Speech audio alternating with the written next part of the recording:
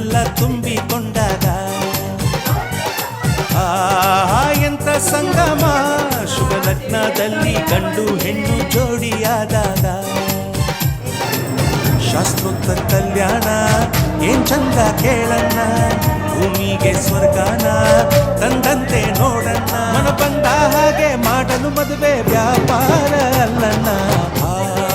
ಎಂತ ಸಂಭ್ರಮ ಮನೆ ತುಂಬ ಬಂಧು ಬಾಂಧವರೆಲ್ಲ ತುಂಬ